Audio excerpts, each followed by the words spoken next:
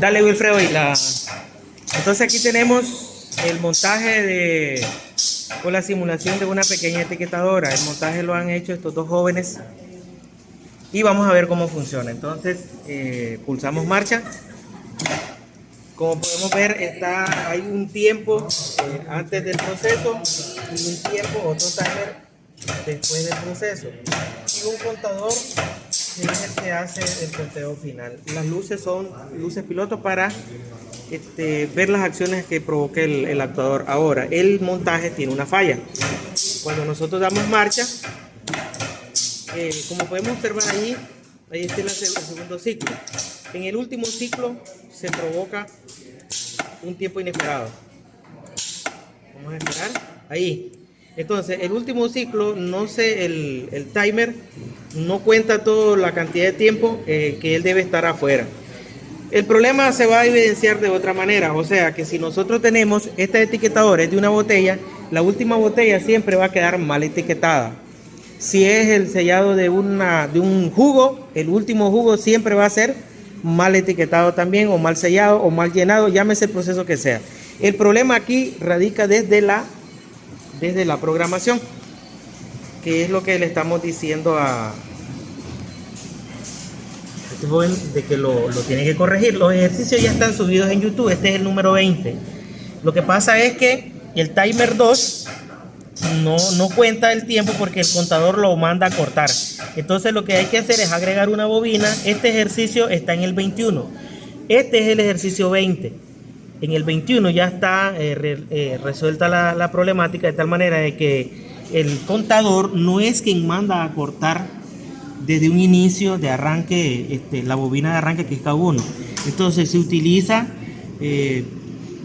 otra bobina, otra bobina K3, para que la bobina K3 mande a parar el sistema, esperando de que el timer 2 o el solenoide haga el trabajo de la espera de etiquetado del último producto. Si son 6 en este ejemplo que estamos haciendo, pues entonces que se etiquete bien la última camisa, lo último producto que sea. El detalle está en de que hay que corregir el programa para después hacer bien el montaje.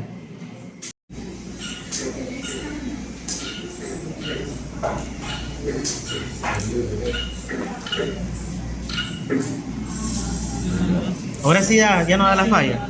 Entonces aquí ya se le agregó una bobina. Eso está explicado en el ejercicio número 21. Ahora de manera indirecta dale de play.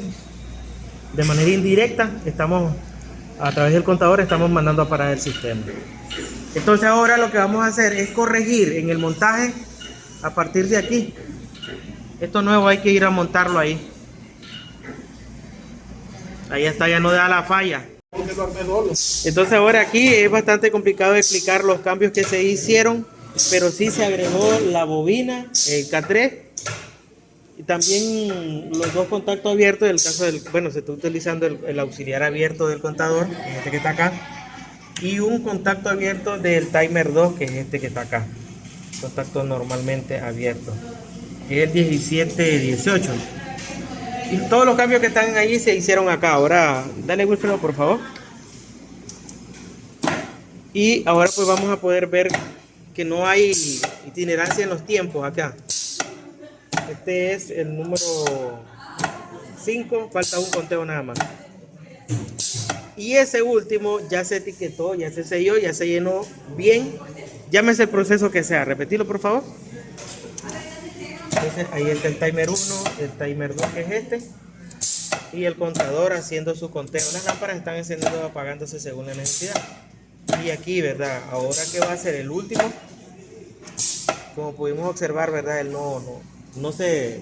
Ahora ya, si era camisa, nuevamente, si eran 6 camisas, la última camisa ya no está haciendo un rechazo o un material defectuoso. En el sistema de gestión de calidad así se llamaría.